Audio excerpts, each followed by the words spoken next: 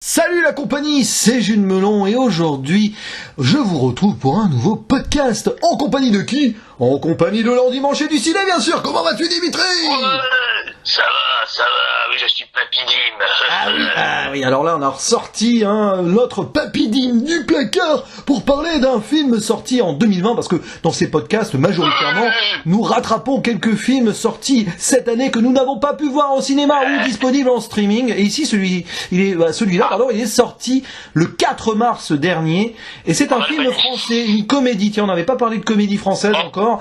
C'est le fameux Papy Sitter, réalisé par Philippe Guillard et écrit par Philippe Guillard, qui est un ancien rugbyman, qui travaillait à la télévision et qui s'est reconverti maintenant en tant que cinéaste. Et donc une comédie dans laquelle on retrouve deux acteurs principaux bien connus, notre cher Gérard Lanvin, que t'aimes beaucoup, notamment dans Camping, toi. Oui, je maintiens, très bon film. Voilà. Alors Gérard Lanvin, c'est toujours le rôle d'un peu du blasé et tout, c'est un peu comme Jean-Pierre Bacry. D'ailleurs, un jour, Dimitri et moi, on écrira un scénario pour Gérard Lanvin et Jean-Pierre Bacry, on appellera ça les blasés, ça pourrait être très intéressant. Et à ses côtés, nous avons Olivier Marchal, un acteur qui a fait des polars notamment, donc là en comédie, je l'ai pas souvent vu en comédie ce monsieur, mais bon voilà. Alias Renaud. Oui, c'est vrai qu'il a un petit côté, un petit peu Renaud. Et donc, citons d'autres acteurs, la jeune Camille Aguilar, qui joue Camille, d'ailleurs, ils sont pas trop cassés, pour le nom. C'est son premier grand rôle au cinéma. Et d'autres acteurs secondaires qu'on voit pas beaucoup, mais connus, notamment Anne Giroir, qui est, évidemment, alors là, je te laisse le dire, Anne Giroir. Oh, merci, mon roi. Et oui, c'est donc la reine. Alors. C'est la reine. Guenièvre dans Kaamelott, évidemment. D'autres acteurs à citer. La voix, je quitte le podcast. Et d'autres acteurs à citer, Philippine Leroy-Beaulieu, qui joue l'ancienne travailleuse dans une rectrice, dans un rectorat. Elle est pas rectrice, elle là, qui est bibliothécaire. Philippine Leroy-Beaulieu, qu'on a vu dans De Gaulle récemment. Ah oui, sa cabotine à mort. Là c'est un peu mieux quand même. Et puis aussi Laurent Olmedo, on parlait de Camping, Laurent Olmedo, il jouait dans Camping, c'est le numéro 37, c'est ça, C'est ça, voilà, et là c'est Roberto. Voilà, et là c'est Roberto. Et d'autres acteurs, tiens, citons aussi François Levental, un acteur assez connu dans le second rôle, qui joue un gendarme vers la fin, mais c'est plus un caméo clin d'œil qu'autre chose. Alors, quelle est l'histoire de ce Papy Sitter? Tiens, je prends la voix... Je sais pas la voix de qui là d'ailleurs. C'est donc deux grands-pères qui vont se rencontrer pour la première fois alors que la petite fille Camille est en train de préparer son bac et que ses parents sont partis. Elle est censée préparer son bac et alors que les parents sont partis en vacances 2-3 semaines avant le bac, riche idée évidemment. Il faut toujours laisser sa fille seule avec ses grands-parents évidemment avant de préparer le bac. Et évidemment, c'est vrai.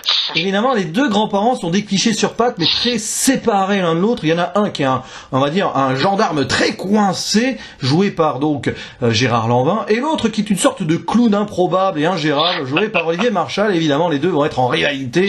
Ça va pas être piquer les hannetons, tout ça, n'est-ce pas? Et du coup, qu'as-tu pensé de cette comédie française, ma foi, intéressante sur le papier? Disons que le trailer nous avait plutôt intéressé, mais on n'est pas allé le voir au cinéma. Du coup, qu'as-tu pensé du coup? Parce qu'il est disponible en VOD, ce film, on va pas préciser, donc vous pouvez le rattraper sans souci. Et quel est ton avis sur ce Papy Sitter, Dimitri? Le trailer était très bon, mais il faut se méfier des trailers, en effet, avec les comédies françaises, souvent, parce que souvent on condense un peu les gags dans 1 minute 30, et puis après on s'enquiquine au cinéma. Alors le film c'est très intéressant parce que c'est pas un film de grand cinéma, ça c'est clair, c'est même un peu pauvre, mais franchement, les quelques acteurs jouent très bien. Bon, évidemment, le duo principal, ils sont vraiment excellents. Il y a vraiment un choc, de génération, mais c'est surtout le choc entre les deux grands-pères qui est vraiment à souligner. Donc c'est un film, je vais pas dire qu'il est inégal, mais il est constamment sympa sur toute la ligne. C'est pas un grand film, mais pas paradoxalement, mais pour l'instant, là, de tous les films que je vois depuis avril 2020, c'est pour l'instant, en tout cas, qui sont sortis là en avril, en 2020, là.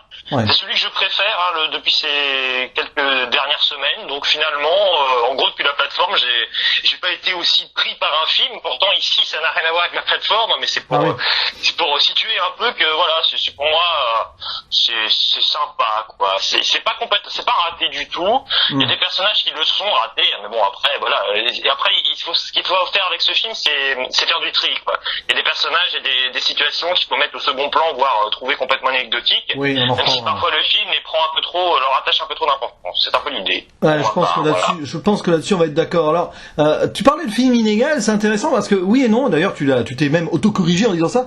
C'est ça. Pas forcément inégal, mais constant dans une certaine moyenneté. Je sais pas si ça se dit comme ça. Je vais pas dire médiocrité parce que je n'ai pas détesté le film. Attention, loin de là. Je l'ai trouvé moyen de A à Z, mais plutôt divertissant et sympathique. C'est ce que j'appelle ce film. Je l'appelle. En gros, c'est une comédie française qui est pas méchante du tout. Et ça, c'est déjà rassurant. On joue pas trop sur des stéréotypes avec des communautés et tout. Heureusement, ça reste bon enfant. Voilà, c'est une comédie bon enfant qui va clairement pas loin. La réalisation est assez factuelle, mais bon, c'est une sorte de téléfilm, hein, si on veut, quoi. C'est un peu ça. C'est un peu ça, mais ça reste assez égal dans son propos. C'est pas flamboyant, clairement pas. On voit que certains acteurs se font plaisir. Je pense que Gérard Lanvin et Olivier Marchal sont restés bons potes après le film. Ça se sent, il y a une connivence quand même entre les deux. Ils ont bien aimé s'envoyer des pics entre personnages, comme ça. Bon, voilà. Et oui, alors, je te rejoins sur certains personnages de trop. En fait, tout ce qui tourne autour de Camille, avec ses surfeurs, là, franchement, je pense que c'est ça, non, que...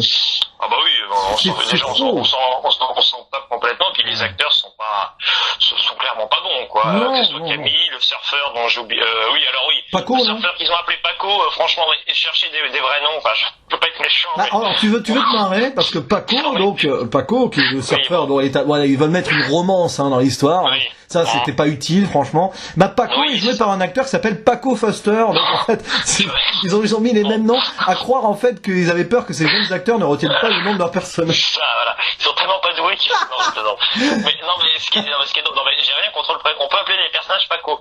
Mais le problème, c'est que t'as le personnage de Camille qui est sans cesse en train de l'appeler Paco avec une sorte de, je sais pas, d'ironie presque. Ah, Paco! Le fait passer pour un imbécile presque constamment, t'as l'impression. Après, voilà, ça c'est pas un film qui paraît très long, on va dire, voilà. Des fois, il y a des films, voilà, même s'il dure 1h30 ou 1h35, comme c'est le cas celui-ci, on se dit, ah là là, on s'enquine pendant 10 minutes. Là, c'est pas ça, c'est qu'il y a vraiment, par moments, des petits bouts de métrage c'est pas que ça sort de nulle part, mais franchement, on s'en tape complètement, il faut le dire, hein. Donc voilà, c'est pour ça que je parle de film inégal. Si tu veux, c'est pas des scènes très importantes, je veux dire, on va tout casser, on les voit peut-être 1 minute d'affilée à chaque fois. Mais bon, c'est clairement dispensable. Après, c'est aussi ce qu'essaie de faire le film constamment, et moi, c'est ce que je remarque, hein. C'est que ça a envie de s'inscrire dans la saga, dans la trilogie Camping. T'as vu le premier il y a pas longtemps. Mais alors bon, tu prends Gérard Lanvin, tu prends en effet là le Laurent, même s'il a pas un grand rôle, mais Olmedo, voilà. Tu attribues à Lanvin le même rôle que d'habitude, en gros. Tu prends donc c'est pas sa fille, mais c'est sa petite fille qui a qui connaît ses premiers amours, blablabla, qui fait un peu sa rebelle, tu te retrouves sur la plage. Il manque plus que Franck Dubosc et puis t'es dans un camping, quoi. Mais franchement, ça dépend. Enfin, pour moi, c'est une évidence, quoi. Et puis il y a même un moment quand même une réplique qui est reprise de Camping, quoi. Un moment, voilà, Dubosc quand Patrick Chirac dans Camping qui sort, t'inquiète pas, je suis une tombe, et qui va répéter 3 secondes après à tout le camping une information qui n'était pas censée révéler. Et là, pour moi, c'est un film Camping. Il manque juste Dubosc. C'est marrant parce que Dubosc a été remplacé par Olivier Marchal, grosso modo, hein. C'est ça, oui, complètement. C'est intéressant ce que tu dis parce que tiens, je reviens sur le fait qu'ils aient voulu mettre de la romance, les surfeurs et tout. C'est parce que je pense que, il fallait faire tenir le film 1h30, 1h37 d'ailleurs. Et je pense que Philippe Guillard n'a pas voulu en faire un film à sketch avec les vacheries des deux grands-pères répétées tout le temps. Et ça a été entrecoupé par, la romance entre Camille et ses surfeurs, une pseudo-romance aussi pour le personnage d'André, donc le grand-père gendarme. Ça aussi, hein. Oui, voilà, mais ça c'était clairement pour c'est pour changer le rythme et tout, parce que c'est vrai que imaginons que ça aurait été 1h30 de sketch en mode vacherie contre vacherie contre vacherie et tout, peut-être que ça aurait été relou. Et c'est peut-être pour ça qu'il a voulu éviter aussi. Ce qu'il aurait fallu faire pour à ce moment-là, c'est il fallait virer toutes ces histoires de pseudo-amour là, et presque les parents finalement qui soient pas vraiment partis, parce que le fait est que les parents se barrent, c'est même pas traité avec ironie, quoi. C'est juste ils se barrent parce que c'est quand même pas le truc logique à faire, et finalement c'est peut-être là qu'il y aurait pu avoir un petit rebondissement. Par exemple, je sais pas moi, ils sont pas partis, ils ont juste voulu voir comment ça se passait. Enfin, je sais pas. Peut-être là-dessus qu'il fallait creuser. Ou alors Camille qui en a marre, qui fait une fugue. Enfin, remarque. Oui, voilà. C'est vrai qu'à un moment on se dit elle va fuguer parce qu'elle en a marre. Mais ce personnage, il est heureusement, et je trouve c'est bizarre parce qu'il c'est un peu, il est au cœur des enjeux. Il y a pas vraiment d'enjeu, tu me diras. Enfin, c'est pas les enjeux qui la concernent. Son enjeu, en gros, on va le dire direct, son enjeu, c'est qu'elle ait son bac. Voilà. Bon. Oui, Quel est son bac ou pas, ça changera pas grand chose. Nous, ce qu'on veut voir, c'est les deux acteurs principaux faire un peu n'importe quoi et ça nous amuse. Enfin, moi, c'est comme ça que j'ai perçu le film. Donc c'est dommage, c'est que le film, quand même, sur le papier, même pas sur le papier, voilà, de ce que j'ai vu, je le trouve sympa. Mais concrètement, il pouvait faire beaucoup mieux quand même. Hein, voilà. Bon, oui. Je pense que le réalisateur, voilà, comme tu dis, bon, il s'est dit, je vais pas dire qu'il a fait un truc académique, c'est pas ça, mais si, un peu académique pour un film, un téléfilm, quoi, c'est un peu ça. Oui. C'est que finalement, il a pris une recette qui était peut-être un peu trop employée, et peut-être qu'il aurait peut-être dû, il y avait la possibilité de, je sais pas, de se démarquer un petit peu, quoi, parce que là, c'est vrai que bon, c'est pas un film révolutionnaire du tout, c'est un peu ce qu'on peut lui reprocher. Bon, on demande pas à chaque film d'être révolutionnaire, ça jamais répété, mais là, concrètement, il y a pas vraiment de son œuvre. Bon, j'aime beaucoup Camping, mais c'est vrai que là, le fait est que les parallèles sont parfois un peu flagrants. Mais c'est un film d'acteur, hein, c'est ça que je retiens, moi, personnellement. Hein. Oui. Puis on parlait de Camille, qui est comment, bon, on en a fait quand même un petit stéréotype de jeune sur pattes, là, avec le côté, elle veut s'émanciper, elle a le bac, elle s'en fiche, elle veut protéger la terre, travailler dans des associations, là. Ouais. Bon, évidemment, la caution un petit peu actuelle, Greta, je sais plus quoi son nom, la Thunberg, là. Oui, je sais plus. À la rigueur, tant mieux, parce que ça passe bien, à ce niveau-là. Mais c'est vrai que ça a un petit peu too much parfois. Mais bon, après, à la rigueur, alors il y a aussi la caution jeune et tout, avec sa copine qui s'appelle Noura, je crois. Allez, on se balance des wesh ou des trucs dans tous les sens. Bon, encore ça va, c'est pas trop forcé. Mais bon, ça nous permet d'aller dans le lycée, d'avoir une des meilleures scènes du film avec la directrice. Oui. Voilà, bon, la proviseure d'ailleurs. C'est marrant parce qu'elle est nommée dans le casting directrice du lycée, donc proviseur, hein, voyons. Elle traite les papis comme des enfants parce qu'ils se comportent comme des gamins. De toute façon, les deux papis, c'est des gamins. Et finalement, le film marche bien sur, pour moi, les punchlines qui se lancent, les deux, il y a des moments, c'est assez jouissif quand même de voir se vanner comme ça. C'est à celui qui va avoir la meilleure vanne et la meilleure nocivité envers l'autre. C'est un concours, il y a dû y avoir pas mal d'impro, à mon avis. Ah oui, mais j'aime bien Gérard Lanvin là-dessus. J'aime bien son côté un petit peu, tu veux jouer à ça, mon pépère? Tu vois? J'aime bien il se fait plaisir, Gérard Lanvin. Après, Olivier Marchal, on sent qu'il a pas trop l'habitude de jouer dans les comédies, c'est-à-dire qu'il va à fond, ça cabotine un peu, mais bon, il fait son clown, quoi. C'est un clown, hein, d'ailleurs. Voilà, il a travaillé dans un cirque et tout, là, il est dans le milieu de la vie. Ah, c'est complètement le cirque. À un moment, il ramène même un âne, hein, pas l'âne trop, mais... Non, c'est n'importe quoi, ce personnage, c'est vraiment l'archétype même. Et c'est l'archétype même du bouffon de service, quoi. C'est juste improbable, quoi. Ah oui. Alors, on a vraiment deux personnes super opposées, mais c'est ça aussi, ça marche souvent comme ça dans les comédies. Tiens, je prends l'exemple des Anges Gardiens, où t'as Clavier, le prêtre et tout, et l'autre, Depardieu qui joue le tenancier du bordel et tout, en mode... Pognon et compagnie, c'est un peu ça, tu vois, c'est ce genre de duo qui vont s'envoyer plein de trucs dans la figure et qui finiront évidemment plus ou moins par être solidaires, voilà, bon. C'est ça, et parce que tous les opposent, c'est vraiment ça, c'est qu'à un moment, voilà, bon, ils parlent de Gaulle, mais de toute façon, tu sens bien, c'est un peu, le film, c'est un peu ça, c'est ce qui est drôle, c'est un peu, on va dire ça comme ça, bon, c'est un peu simplifié, mais c'est un peu la gauche contre la droite, et clairement, au final, on est tous copains. Ah oui, Gérard Lanvin, c'est les Républicains et tout, alors que Olivier Marchal, c'est France Insoumise et tout, hein. C'est ça, c'est du coup, je trouve ça marrant. Bon, alors évidemment, faut pas aller chercher très loin, mais bon, honnêtement, l'évolution, elle est vraiment pas mal, hein, par rapport vraiment aux éléments, voilà, qui sont dans le film, parfois qui paraissent un peu sortis du chapeau, voilà, l'idée un petit peu. Non, mais c'est ça, hein. Non, le film est bien écrit sur la rivalité et l'évolution, et le film, c'est son point fort. Après, tout ce qui se passe autour, franchement. Mais puis bon, voilà, les décors, enfin, même on est toujours un peu au même endroit, donc finalement, en termes de décor, on n'a pas grand chose, mais c'est pas, on n'a pas l'impression, si tu veux, d'avoir un film non plus complètement minimaliste, parce que justement, dans les propos, il est très généreux, quoi. Donc finalement, c'est bien, enfin, le film est conscient de ses limites, quoi. Il part pas dans disons qu'il prend pas trop de risques, parce qu'il sait bien que s'il en prend, il va se vautrer, quoi. C'est ça. C'est ce que je dis, des comédies bon enfant. Au moins, voilà, ça change des à bras ouverts. Bon, on fera un débat un jour d'à bras ouverts, hein, je vous l'annonce. Moi, à bras ouverts, c'est marrant que t'en parles, parce que finalement, c'est un peu pour moi le même, si je vais faire une critique d'à bras ouverts, ça sera un peu comme celui-ci, quoi. Je trouve pas le film, complètement, enfin, pas horrible. Je le trouve pas mauvais du tout. Je le trouve moyennement, enfin, moyen, quoi, voilà, moyen, tout simplement. Je le trouve pas raciste, contrairement à beaucoup, même un peu bizarre, ou je ne sais quoi, mais il faudra que je le revoie, je l'ai vu 2 fois déjà. Mais ce film, par exemple, tu vois, Papy Sitter me rappelle un petit peu celui-ci, mais surtout, dans l'esprit, hein, mais surtout, Rendez-vous chez les Malawas, que j'ai vu l'année dernière, en fin d'année 2019, c'est exactement la même idée. Tu prends des acteurs qui sont vraiment excellents, il faut le dire, c'était Clavier dans les Malawas, bon, ici c'est un duo Lanvin et Marshall, et franchement, oui, alors c'est vrai que bon, faut faire attention, parce que moi j'aime bien défendre, entre guillemets, ce genre de film. Il faut pas nous faire que ça, parce que sinon c'est clair que bon, on va bien se marrer, mais ça va pas trop dépasser parfois ce manque de réflexion au cinéma. Bon, on aime bien rigoler, mais on aime bien aussi avoir des films un petit peu plus intelligents, mais attention, hein, c'est pas je suis pas mon élite, tout ça, c'est pas ça.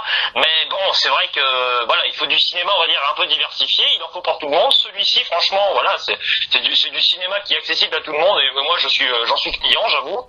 Après, bon, voilà, je cache pas que malgré tout, même si ce film a des défauts de qualité, je vais quand même attacher une importance quand même un peu plus importante, une importance plus importante, oui, forcément, une importance supérieure, on va dire, à des films qui prennent plus de risques, si tu veux. Voilà. Mais honnêtement, de ce que j'ai vu pour l'instant, là, c'est comme je le disais en intro, là, ces derniers temps, là, pareil, j'ai vu des films Netflix ou des rattrapages, si tu veux, ça prenait des risques, mais ça partait tellement dans des trucs, mais c'était un peu de n'importe quoi, comme un Vivarium pour moi qui se vautre sur toute la ligne, quasiment. Bon voilà, je l'ai pas aimé, par exemple, Vivarium c'est un exemple, hein, comme un autre.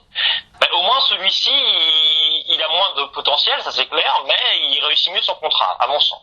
Voilà. Oui, et puis de toute façon, quand tu vas voir un film comme Papy Sitter, tu le sais que tu vas pas avoir un chef-d'œuvre, hein, donc il remplit son contrat. Oui, moi dans une surprise, là c'est clair. Mais bon voilà, c'est même, je tiendrai exactement le même propos sur Camping 1 et 2. Alors Camping 3 c'est un peu plus compliqué parce que lui, il essaie un peu plus de faire réfléchir. Bon, même s'il essaie de faire rire aussi, c'est vrai. Mais dans l'esprit c'est un peu ça. Mais j'aime beaucoup j'aime beaucoup les campings et ce film-là. De Papy Sitter n'échappe pas à la règle. Pour moi, c'est un film correct. C'est pas transcendant, mais c'est bien, quoi. Franchement, c'est bien. Moi, je maintiens. D'accord. Et du coup, tu mettrais quelle note? Bon, j'étais parti sur un 6 sur 10, mais bon, je sais pas trop, c'est-à-dire c'est entre 5 et 6 sur 10, voilà, ça n'ira pas au-delà de 6, hein, attention, hein, voilà. Mais voilà, c'est ni très bien, ni raté, donc c'est sur Captain Wash, hein, voilà, si je devais mon appréciation, ce sera un pas mal, quoi, voilà, un petit pas mal, quoi. Mais franchement, tu vois, c'est le genre de comédie que j'aurais plaisir à revoir. Alors non pas en DVD, parce que j'achète pas tous les films en DVD, et celui-ci ne mérite quand même pas, voilà, suffisamment pour que je le revoie en DVD. Mais le jour où il passe à la télé, j'aurais plaisir, alors, le revoir entièrement, en tout cas, voilà, si je le prends en cours de route, j'aurais plaisir à poursuivre le visionnage. C'est un film très divertissant, tout simplement. Oui, bah écoute, moi je suis à peu près d'accord avec toi, hein. Je vais mettre un 5 sur 10 et un pas mal sur Captain Watch. D'ailleurs, tiens, t'as un défi en cours, je crois, je suis pas sûr que tu l'aies relevé. Et oui, on se défie sur Captain Watch. Rejoignez-nous sur Captain Watch, évidemment. Ah oui, voilà, oui. C'est très intéressant. Comme ça, on reçoit cette promotion. Voilà, oui, c'est un film ni bon ni mauvais, qui remplit son contrat, qui est pas méchant, qui est bon enfant, qui se laisse regarder. Surtout en cette période de confinement, ça fait plaisir de regarder. Est-ce que je peux rajouter un petit truc? Exactement. C'est un petit débat potentiel, c'est que c'est vrai que ce qui est marrant avec ce film, bon déjà vous avez remarqué, on n'a pas spoilé, tout. Ça veut dire qu'il n'y a pas grand chose à spoiler, ça c'est un fait. Mais aussi, comme je te le disais un peu en off juste avant, ce film malheureusement risque d'être un petit peu desservi, on va dire, sur son c'est pas un message, mais sur son sujet qui est le bac, parce que bon, le bac étant annulé, c'est vrai que c'est le film qui risque quand même de tomber un petit peu à plat en ce moment. Mais je conseille plus de le voir finalement l'année prochaine, quand tout sera revenu logiquement à la normale. Je sais pas ce que t'en penses. Cet été, non mais c'est vrai, tu vois, c'est par rapport au contexte, je veux dire, hein, c'est par exemple, je prends des exemples. Moi j'avais vu, juste après avoir passé le bac, je m'étais dit, voilà, pour me féliciter, je l'ai passé l'année dernière, parce que je suis encore très jeune, moi, nananaire, dans le présent, mais je m'étais dit, juste après le bac, je serais très content de voir un soir, une fois que j'aurai terminé toutes mes épreuves, que j'ai le bac ou pas, bon j'ai eu, heureusement, yes.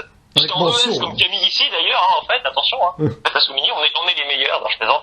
Mais j'avais revu les sous-doués, les sous-doués passent le bac avec, Claude Zidi. Et finalement, voilà, c'est pour ça qu'il faut un contexte avec ce film. Ce film, bon, c'est pas vraiment sur le bac, mais comme ça en traite un peu, je pense que voilà, c'est plus adapté de le voir dans une situation un peu plus normale. Mais bon, si vous voulez rire en famille, c'est surtout ça, quoi. C'est tout public, encore une fois, donc c'est bien, parce que c'est vrai que voilà, on parle en ce moment souvent de films, bon, la plateforme, on va pas dire, regardez-le avec vos enfants, non, c'est clair.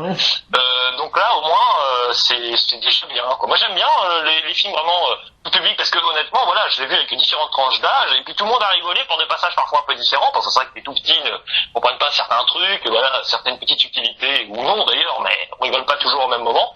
Et voilà, donc c'est bien, ça fait le café, comme j'aime bien dire. Moi, c'est pas vulgaire de dire ça, ça fait le café.